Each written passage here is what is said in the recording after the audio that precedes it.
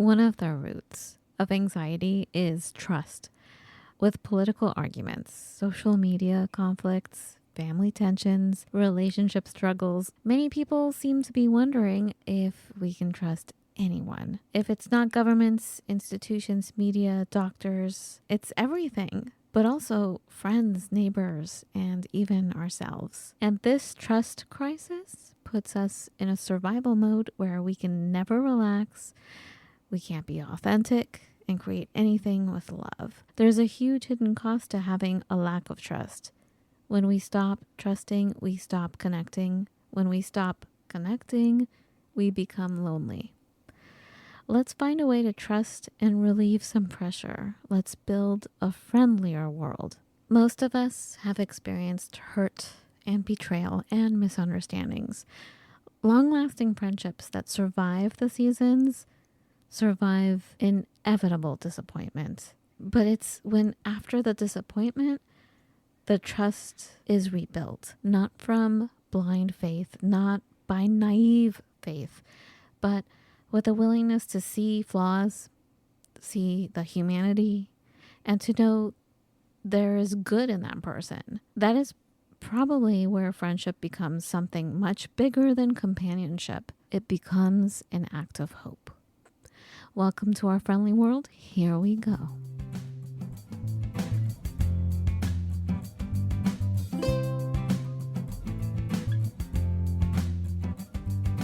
I am Fawn and Matt.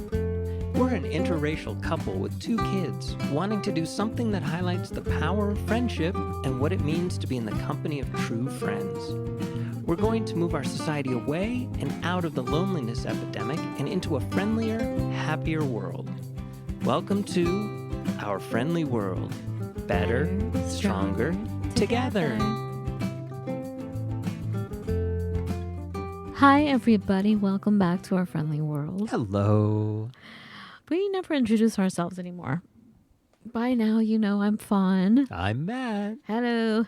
All right. So I've been learning a lot about trust the past 11 years, even at times of complete being distraught.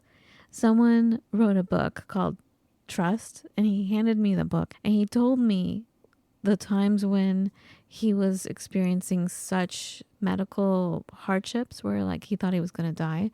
And he had this epiphany, and it was all trust. It came down to fully trusting.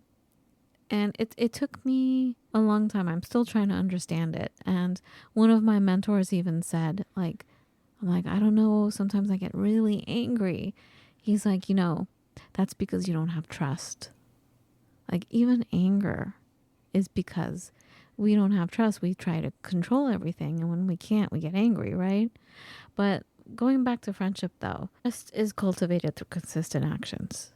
Trust grows from reliability, from showing up, from keeping your word, from doing what you said you would do. I've learned that there's a connection between truth and faithfulness.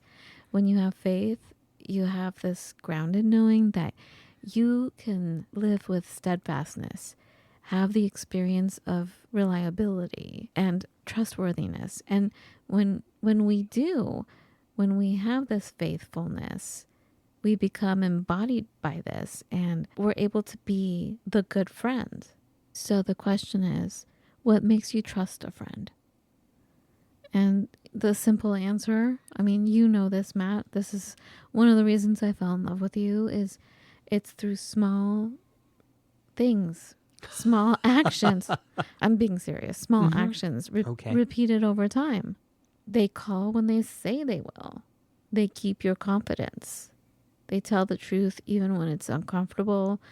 They remain present during difficult seasons. If you look at it, trust is accumulated. Trust is built and it grows in tiny deposits. A friendship, it's like a friendship account. It grows like a financial account. Every kept promise is a deposit. Every broken promise is a withdrawal. I was taught that the opposite of trust is not doubt, that the opposite of trust is usually control.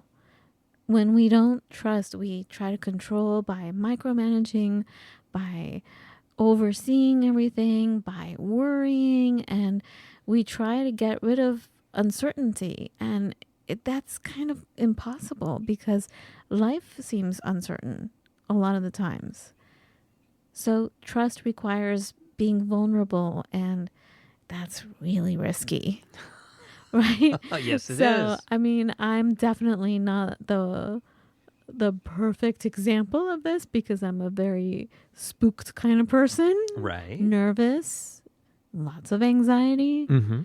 So, what do you think? Okay, so my buddy Steenie always says, "Oh, I'll call you in 10 minutes or I'll call you tomorrow," and he never does. So we have a little problem if we look at friendship solely as a ledger. Now I just laugh at him when he says that because I literally know he's not telling me the Well, truth. he's not doing it on purpose. Like he's not disregarding you. I think when he says it is he's saying really like I really want to talk to you, but I got this other phone call or I got to work just now. I have to go. I'll call you in 20 minutes. Like, I don't think he's being malicious. He's not being malicious at all, but he is breaking his word, if you will. So for me, it goes deeper. We gotta go deeper down the rabbit hole, and we have to get into a concept, oh my goodness, called self-trust. Self-trust, trust in yourself, because I know who I am, because my inner Popeye, etc., etc. That makes it so that I can make space inside of my relationship with my buddy for differences, for these hiccups, for these whatevers. And part of the trick of self-trust is you have to let go of regrets.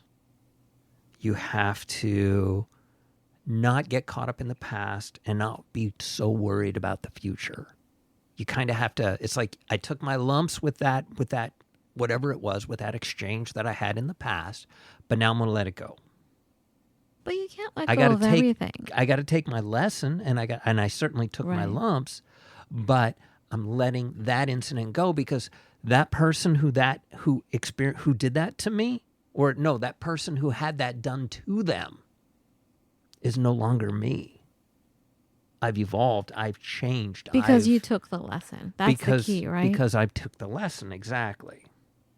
But if you don't take the lesson and you let it happen over and over again, And that's the problem. And then you're dwelling on it. You're living there. Mm. And that's part of the issue is don't live there. You know, and then the flip side of dealing with the bad stuff that comes our way, we also have to kind of rid ourselves of really looking for, tricky word here, excessive approval from others. We have to let go of that. Could you say the last part again about the excessive approval? We have to kind of get rid of in ourselves the need for excessive, and that's the tricky word, approval from others. Because, walk your path. Why do you think that is, though, that we want approval to an excessive amount? Because we don't trust ourselves, so we want someone to acknowledge that. Exactly, and that's helping us let go of that. To me, those are the fundamentals for being able to, again, creating space for inside of an interpersonal relationship, for differences, for challenges, for, malarkey, or game playing or whatever it is on their part. I'm not going to do that myself, but seeing that in the other person and being able to get almost comfortable and have an understanding that maybe they can't meet me on the same level, but we can still have a relationship. Now, this is probably not a good idea for a romantic relationship for long term, but certainly I do have casual friends.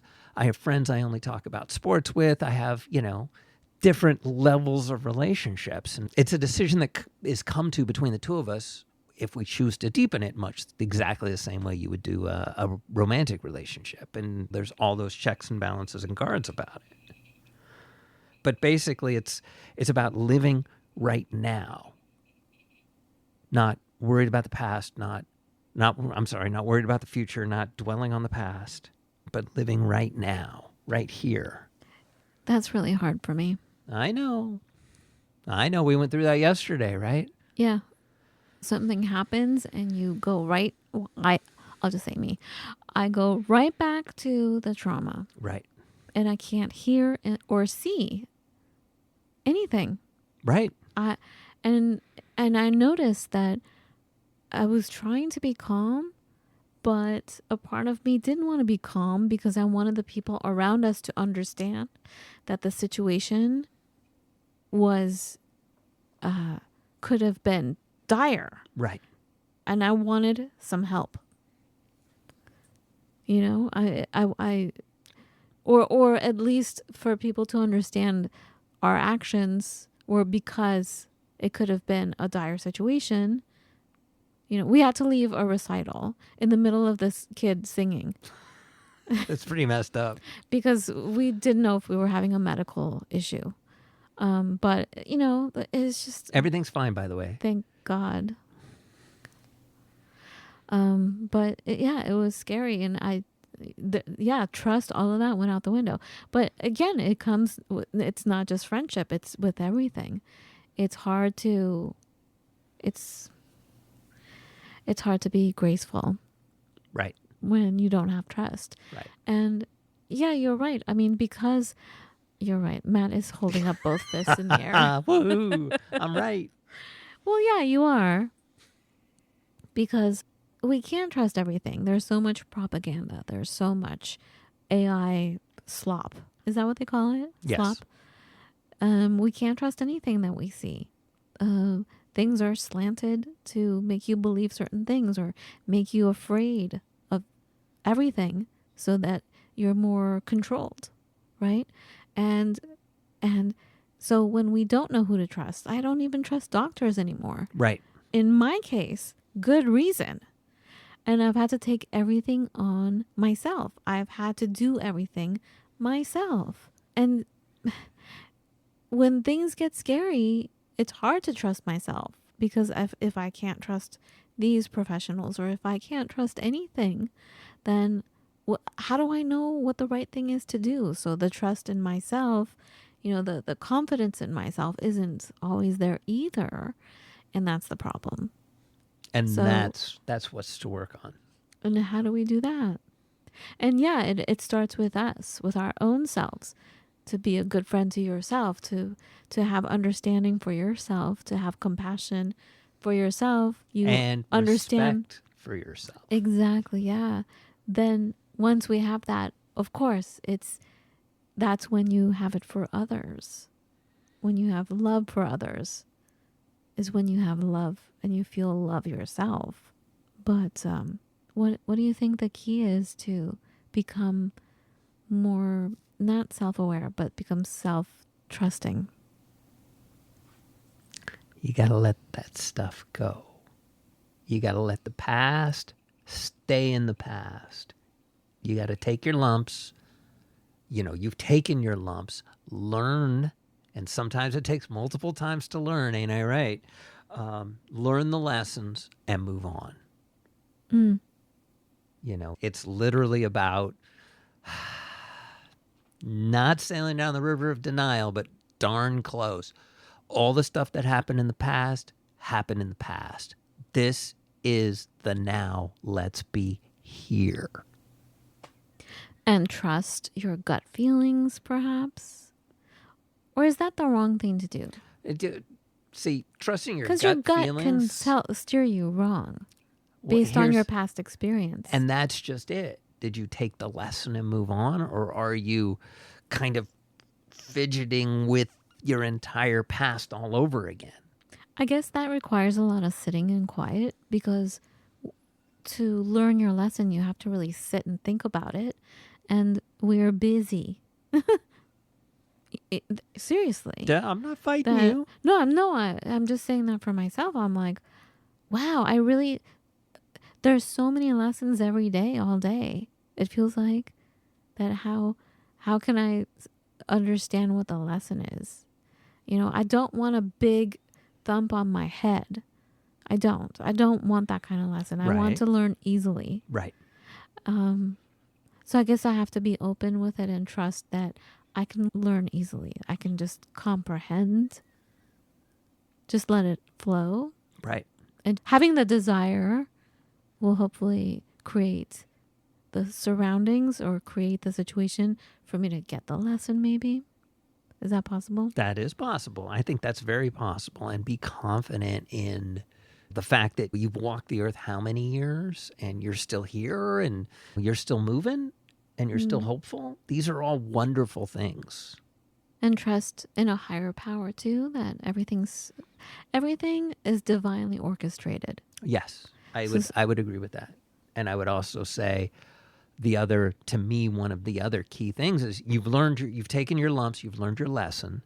Now, apply that knowledge to specific situations, but don't generalize. Just because, every boss you had has been awesome doesn't mean the new boss will. Just because you met a really cool person at this spot doesn't mean the next person you meet there is going to be cool too.